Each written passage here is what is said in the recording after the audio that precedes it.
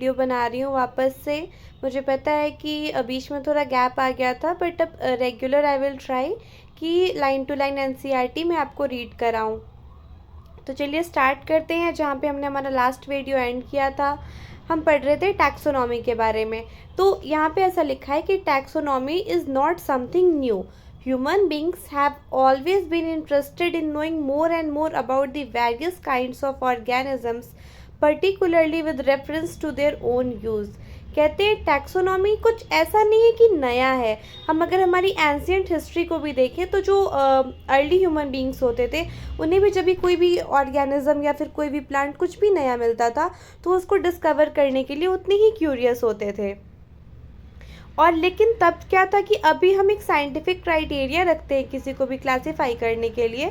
उस समय हमारे नॉर्मल जो भी फूड्स थे, क्लॉथिंग्स थी, उनके बेसिस पे हम उस समय क्लासीफाई कर देते थे। वही यहाँ पे लिखा है, in early days human beings needed to find sources for their basic needs of food, clothing, shelter.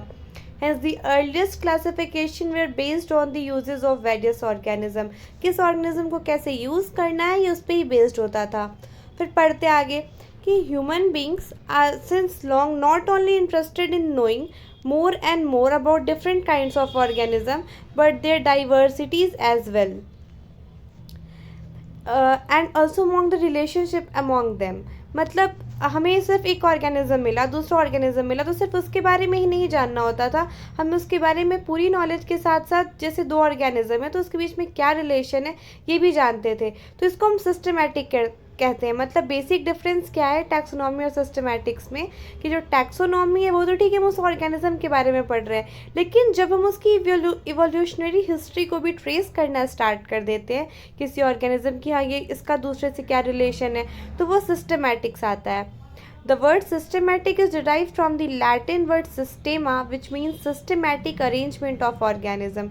Systematic word का meaning है systema, जो कि एक लैटिन वर्ड सिस्टेमा से डिराइव हुआ है सिस्टमैटिक वर्ड, जिसका मतलब होता है कि ऑर्गेनिज्म का सिस्टमैटिक अरेंजमेंट। अब ये कह रहे हैं कि साइंटिस्ट की बात कर रहे हैं कि जो लीनियस हमारे साइंटिस्ट थे उन्होंने सिस्टेमा नेचुरी वर्ड यूज़ किया था as a title of his publication. फिर वहीं पे यहाँ पे सिस्टमैटिक्स को में एवोल्यूशनरी रिलेशनशिप, मतलब आप यूँ समझ लो कि टैक्सोनॉमी के अंदर हम पढ़ रहे हैं ना कि हमें आइडेंटिफिकेशन करना है, फिर उसका नोमेनक्लेचर करना है, फिर उसका क्लासिफिकेशन करना है किसी ऑर्गेनिज्म का। अगर हम इसके साथ उसकी इवोल्यूशनरी हिस्ट्री को भी इंक्लूड कर लेते हैं तो फिर वो सिस्टमैटिक आ जाएगा। और अगर हम इन तीनों प्रोसेसेस में इवोल्यूशनरी हिस्ट्री को कंसिडर नहीं करते हैं तो वो सिर्फ टैक्सोनॉमी रहेगा। अब आते हैं टैक्सोनॉमी कैटेगरीज पे। ऐसा कह रहा है, classification is not a single step process, it involves A hierarchy of steps in which each step represent a rank or category. कह रहा है क्लासिफिकेशन कोई सिंपल स्टेप प्रोसेस नहीं है, इसमें बहुत सारे स्टेप्स होते हैं कि मैं इस पैराग्राफ को अंडरलाइन कर रही हूँ जिसको हमें पूरा रीड करना है। तो कहते हैं, since the category is a part of overall taxonomic arrangement it is called the taxonomic category and all categories together constitute the taxonomic hierarchy. ये कह रहे हैं ऐसा नहीं कि हमने बता दिया कि हाँ ये डॉग है, ये कैट है, बस हो गया, हमें उसकी एक पूरी हायरार्की फॉलो करनी है क्लासिफिकेशन में कि हाँ ये एक पर्टिकुलर स्पीशी को बिलोंग करता है, फिर इसके ऊपर इसका जीनस क्या है, इसके ऊपर इसकी फैमिली क्या, एंड फर्दर सो ऑन। तो ये एक सीरीज हायरार्की ऑफ स्टेप्स है, ये कह रहे हैं। और ये जो टर्म्स है ना, जीनस, स्पीशी, ये सब एक टैक्सोनॉमिक कैटेगरी हैं और जो मिलके एक हायरार्की को रिप्रेजेंट करते हैं। और कह रहा है, each category refer to as a unit of classification in fact represent a rank and is commonly turned as taxon. कि हर एक कैटेगरी जिसको हम एक क्लासिफिकेशन का यूनिट बता रहे हैं वो एक रैंक है, जैसे जीनस एक रैंक है, स्पीशीज़ एक रैंक है उस पर। अब जीनस में जैसे हमने डॉग की बात की तो dog is itself a taxon, mammal is itself a taxon, उसके अंदर जो एक ऑर्गेनिज्म है वो भी एक टैक्सा है। तो वही कह रहा है कि वो एक एंटिटी को हम टैक्सा कहते हैं। यही कह रहा है कि taxonomic categories and hierarchy can be illustrated by an example. ये एग्जांपल दे रहे हैं कि insect represent a group of organism sharing some common features like three pairs of jointed legs. मतलब इंसेक्ट के बारे में बता रहे हैं कि जिनके 3 पेयर्स ऑफ जॉइंटेड लेग है वो उनको हम इंसेक्ट कहते हैं। Insects are recognizable concrete objects which can be classified this were given a rank or category.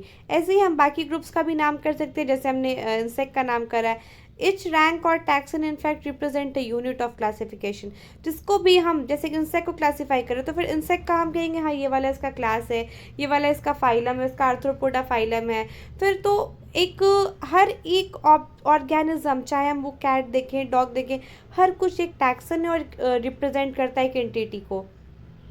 This taxonomic groups categories are distinct biological entities, not merely morphological aggregates. और ये line बहुत important है कि ये जो है, ऐसा नहीं है कि हम सोच रहे हैं कि टैक्सोनॉमिक कैटेगरी भाई ये जीनस हो गया, ये फैमिली हो गई, ये ऑर्डर हो गया, ये किंगडम हो गया, ये मॉर्फोलॉजी के बेसिस पे हम बस उसको बाहर से देख के क्लासीफाई कर ले रहे हैं कि ऐसा ऐसा होता है। सच में यहाँ एक बायोलॉजिकल एंटिटी है, एक ऑर्गेनिज्म है जिसको हम फर्दर क्लासीफाई एंड प्रोसेस किए जा रहे हैं। तो ये चीज़ यहाँ कहती है। फिर बताता है taxonomical studies of all living organism have led to the development of common categories such as kingdom, phylum, division. ये बता रहा है कि जब हमने ऑर्गेनिज्म को स्टडी किया तो हमने कॉमन कैटेगरीज बना ली कि जैसे जैसे उसके कैरेक्टर्स आएंगे वैसे वैसे हम ऑर्गेनिज्म को उसकी कैटेगरीज में डालते जाएंगे, और ये 7 कैटेगरीज यहाँ पे दी हुई हैं। अब क्वेश्चन आता है कि कैसे हम ऑर्गेनिज्म को वेरियस कैटेगरीज में प्लेस करें। तो the basic requirement is the knowledge of characters of an individual और ग्रुप ऑफ ऑर्गेनिज्म। अब हमने बहुत सारे 10-50 ऑर्गेनिज्म को देख के डिसाइड कर लिया कि हमें इतनी सारी कैटेगरी बनानी है, उसमें हमको इस ऑर्गेनिज्म को डालना है। तो हम डालेंगे कैसे? हम उस ऑर्गेनिज्म के कैरेक्टर को देखेंगे, हम सिमिलैरिटीज़ और डिसिमिलैरिटीज़ देखेंगे। और एक बात हमें ध्यान रखनी है कि जितना हम ऊपर जाते जाएंगे वैसे वैसे कॉमन कैरेक्टर्स डिक्रीज़ होते जाएंगे, फिर जितना हम नीचे आते जाएंगे वैसे वैसे कॉमन कैरेक्टर्स उतने इंक्रीज हो जाएंगे। जैसे स्पीशी है, जीनस है, फैमिली, ऑर्डर, फाइलम या डिवीज़न, फिर किंगडम। तो जब हम स्पीशीज़ से किंगडम जाएंगे तो कोई भी दो ऑर्गेनिज्म जो स्पीशीज़ लेवल पे कुछ कॉमन कैरेक्टर शेयर कर रहे होंगे वो फैमिली लेवल पे जाके वो और उनके कम हो जाएंगे, और फिर जैसे जैसे हम नीचे आते जाएंगे वैसे वैसे वो चीज़ें बढ़ती जाएंगी। तो आइए एक एक करके फिर हम इनको पढ़ते हैं। जैसे स्पीशीज़ को सबसे लोएस्ट माना जाता है यहाँ पे कैटेगरी पे, और इसको बेसिक भी कंसिडर करते हैं। तो यहाँ पे ऐसा लिखा हुआ है कि taxonomic studies considered species a group of individual organism with fundamental similarities as species. One should be able to distinguish one species from the other based on distinct morphological characteristics। बिल्कुल पता है। अब ऐसे कह रहे हैं कि मैंजीफेरा इंडिका, सोलानम ट्यूबरोसम है, पैंथेरा लियो यानी लायन। इसमें आपको याद ये रखना है कि एग्जाम में क्वेश्चन ये जो साइंटिफिक नेम्स यहाँ दिए हैं वो उससे भी आ सकते हैं। फिर ऐसे नाम देके पूछ देंगे कि स्पीशीज़ एपिथेट को कौन रिप्रेजेंट कर रहा है। तो हमें पता है कि किसी भी साइंटिफिक नेम का जो फर्स्ट पार्ट होता है वो जेनेरिक नेम होता है, जो सेकंड पार्ट होता है वो स्पीशीज एपिथेट होता है।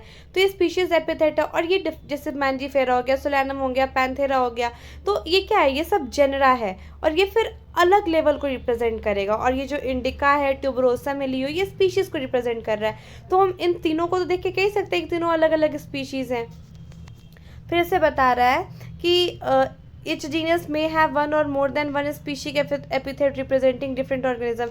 ऑब्वियस सी बात है कि अगर 2 ऑर्गेनिज्म है उनका हो सकता है कि वो स्पीशीज़ वो अलग हो पर उनका जीनस कॉमन हो सकता है। फॉर एग्जांपल आप देखो कि पैंथेरा टिग्रिस होता है, पैंथेरा लियो होता है,